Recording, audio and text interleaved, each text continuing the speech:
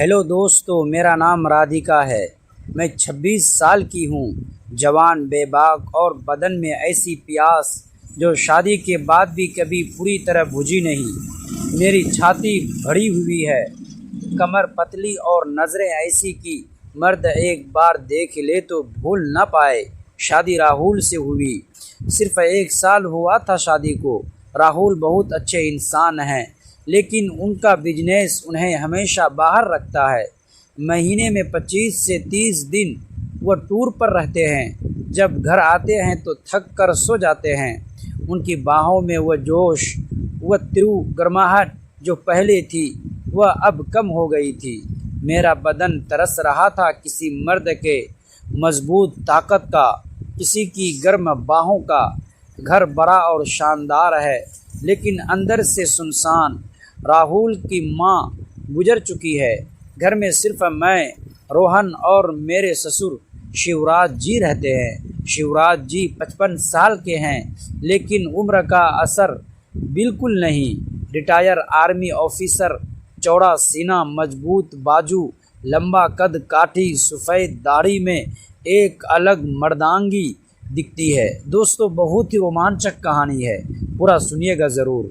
दोस्तों, वीडियो में आगे बढ़ने से पहले एक छोटा सा रिक्वेस्ट है कि वीडियो को लाइक और हमारे चैनल को सब्सक्राइब ज़रूर कीजिएगा और प्यारा सा कमेंट भी करके हमारा हौसला अफजाई कीजिएगा। दोस्तों, चलते हैं आज की कहानी की तरफ। उनकी आंखें गहरी हैं, आवाज़ भारी और गर्म। जब वह मुझे देखते हैं तो लगता है जैसे अंदर तक पड़ रहे हो। शुरुआत में सब सामान्य था। वह मुझे बहू कहते, मैं उन्हें ससुर जी कहते। लेकिन रोहन के ज़्यादातर बाहर रहने से घर में ज़्यादातर मैं और शिवराज जी ही रहते थे। एक दिन ज़बरदस्त गर्मी थी। मैं किचन में ठंडा शरबत बना रही थी। शिवराज जी अंदर आए, सिर्फ लुंगी और बनियान में, पसीने से तर। उनका चौड़ा सीना चमक रहा था। बोले, बहू कुछ ठंडा पिलाओगे? गला सूख रहा है। मैंने गिलास बढ़ाया तो गलती से शरबत उनकी बनियान पर गिर गया। मैंने जल्दी से कपड़े से पोंछना शुरू किया। मेरा हाथ उनकी गर्म सख्त छाती पर रुका। उनकी धड़कन तेज़ थी। वो मेरी आंखों में देखते रहे। धीमी गहरी आवाज़ में बोले, बहू तुम्हारा हाथ भी तो बहुत गर्म है, या मुझे ही आग लग रही है? मैं शर्मा गई, लेकिन हाथ नहीं हटाया। उस पल में कुछ देर हम ऐसे ही खड़े रहे। उस दिन से उनकी नज़रें बदल गई। कभी किचन में पीछे से गुजरते हुए मेरी कमर पर हाथ रख देते, कभी रात को मूवी देखते वक्त मेरे बगल में बैठ जाते, कंबल के अंदर हाथ मेरी जांघ पर रख देते। कभी सुबह मेरे कमरे में आते और बेड के पास खड़े होकर मुझे देखते रहते, जैसे मुझे अपना बना लेना चाहते हो। मैं रोकती नहीं थी, क्योंकि रोहन की नज़रें बदल गई। कभी किचन में पीछे से गुजरते हुए मेरी कमर पर हाथ रख देते, कभी रात को मूवी देखते वक्त मेरे बगल में बैठ जाते, कंबल के अंदर हाथ मेरी जांघ पर रख देते। कभी सुबह मेरे कमरे में आते और बेड के पास खड़े होकर मुझे देखते देखते रहते, जैसे मुझे अपना बना लेना चाहते हो।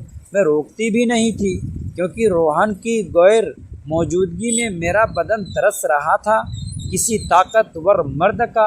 शिवराज जी की नज़रें, उनका मजबूत बदन, उनकी गहरी आवाज़, सब कुछ मुझे बेचैन कर रहा था। एक रात रोहन फिर टूर पर गए। घर में सिर्फ हम दोनों थे। उस रात रोहन फिर टूर पर थे। घर में सिर्फ मैं और ससुर जी थे। बारिश बहुत तेज़ हो रही थी, बिजली कड़क रही थी और अचानक पूरी लाइट्स चली गई। घर में धूप, अंधेरा छा गया। मैं अपने कमरे में लेटी थी। दिल तेज़ धड़क रहा था, नींद नहीं आ रही थी। ससुर जी की वह नज़रें, उनका स्पर्श, उनकी गहरी आवाज़, सब याद आ रहा था। मेरा बदन सुलग रहा था, जैसे सालों की प्यास एक साथ उबाल मार रही हो। अचानक दरवाज़ा खटका। ससुर जी अंदर आए, सिर्फ एक पतली बनियान और लुंगी में। उनके बाल गीले थे, बदन पर बारिश की बूंदें चमक रही थी। वो बेड के पास आए और धीमी भारी आवाज़ में बोले, बहू, नींद नहीं आ रही है? अंधेरे से डर लग रहा है क्या? मैं बेड पर बैठ गई। बोली, नहीं ससुर जी, बस कुछ बेचैनी सी है। वो मेरे बगल में बेड के किनारे पर बैठ गए। कमरे में सिर्फ बाहर की हल्की रोशनी थी। उन्होंने मेरा हाथ पकड़ा और बोले,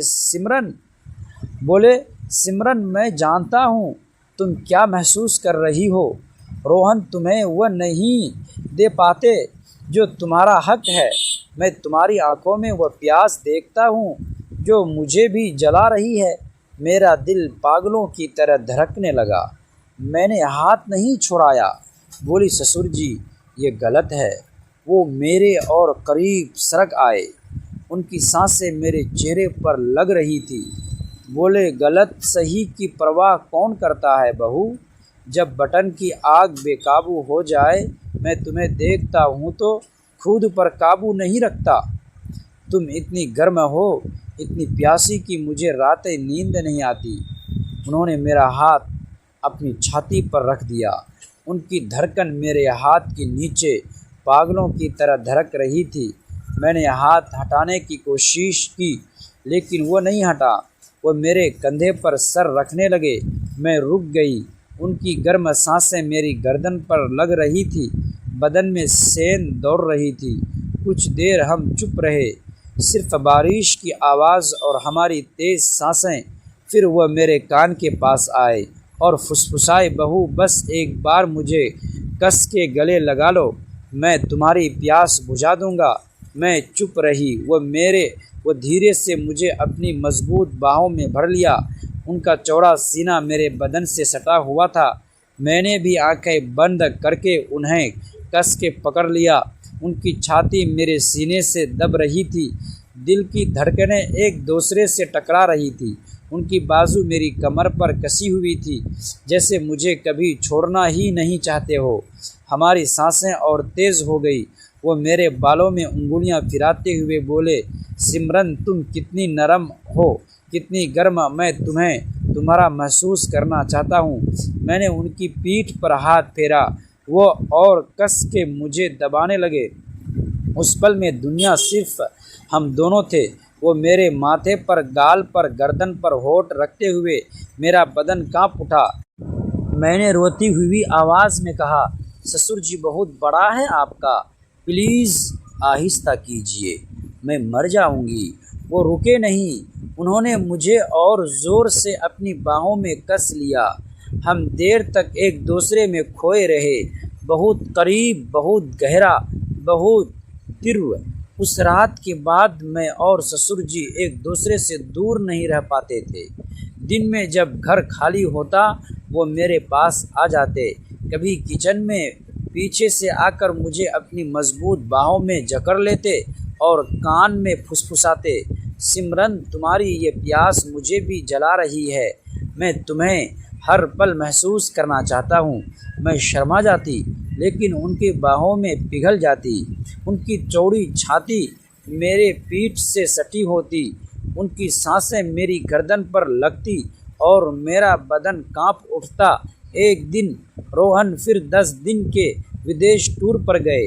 घर में सिर्फ हम दोनों थे। शाम को मैं नहाकर निकली।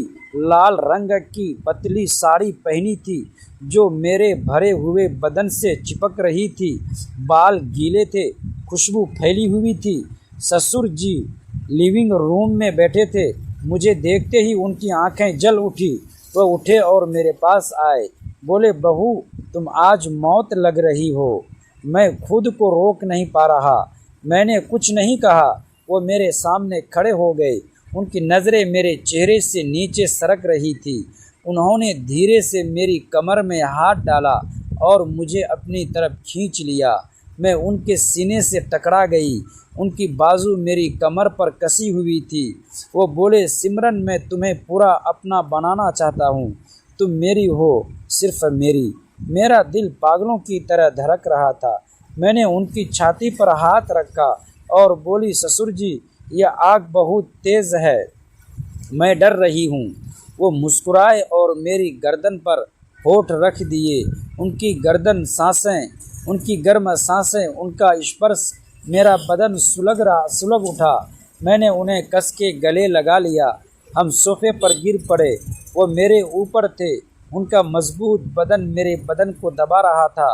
उनके हाथ मेरी पीठ पर, कमर पर, जांघों पर फिर रहे थे। मैंने उनकी बनियान बहुत बड़ा है आपका, प्लीज़ आहिस्ता कीजिए, मैं मर जाऊंगा। मैं मर जाऊंगी। वो रुके नहीं। उन्होंने मुझे और कस के अपनी बाहों में भर लिया। हम देर तक एक दूसरे में खोए रहे। बदन की आग चरम पर थी।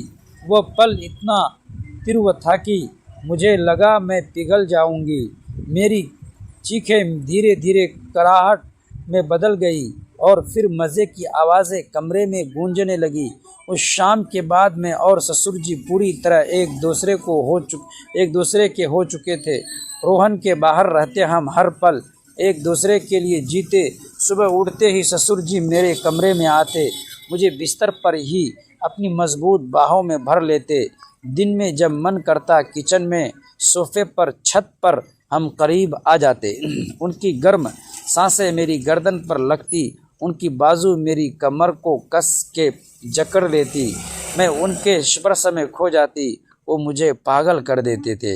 हर बार जब हम बहुत करीब आते, मैं चीख कर कहती, ससुर जी बहुत बड़ा है आपका, प्लीज़ आहिस्ता कीजिए, मैं मर जाऊंगी।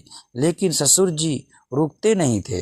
वो मुझे और कस कर के अपनी बाहों में भर लेते थे। मेरे पति राहुल बहुत अच्छे इंसान हैं।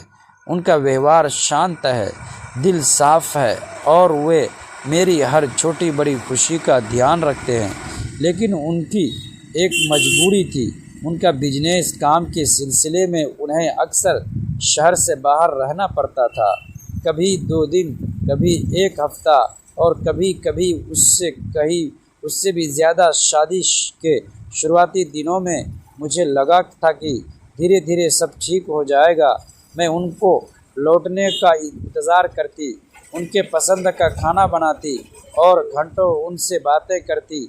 लेकिन जैसे जैसे समय बीतता गया, उनके काम का दबाव बढ़ता गया और हमारे साथ बिताए जाने वाले पल कम होते चले गए। घर बड़ा था, सुविधाओं की कोई कमी नहीं थी, लेकिन कई बार मुझे लगता था कि उस बड़े से घर की दीवारें भी मेरी तरह अकेली है। सुबह राहुल जल्दी निकल जाते, रात को देर से फ़ोन आता और फिर अगले शहर की यात्रा शुरू हो जाती। मैंने खुद को व्यस्त रखने की बहुत कोशिश की, किताबें पढ़ी, बागवानी शुरू की, नई नई रेसिपी सीखी, योग क्लास ज्वाइन की और पड़ोस की महिलाओं से भी दोस्ती कर ली। कुछ समय तक सब अच्छा चला, लेकिन जब शाम ढलती और घर में सन्नाटा फैल जाता, तब अकेलापन फिर से मेरे सामने आकर खड़ा हो जाता। राहुल हर बार फ़ोन पर ही यही कहते, राधिका, सब ये प्रोजेक्ट पूरा हो जाए, फिर मैं तुम्हें कहीं घुमाने लेकर चलूँगा। मैं मुस्कुरा कर ठीक है कह देती, लेकिन मन में जानती थी कि अगला प्रोजेक्ट भी उनका इंतज़ार कर रहा होगा। दोस्तों, अगली पार्ट देखने के लिए प्लीज़ हमारे चैनल को सब्सक्राइब ज़रूर कीजिएगा और प्यारा सा कमेंट करके हमारा सपोर्ट ज़रूर कर दीजिए।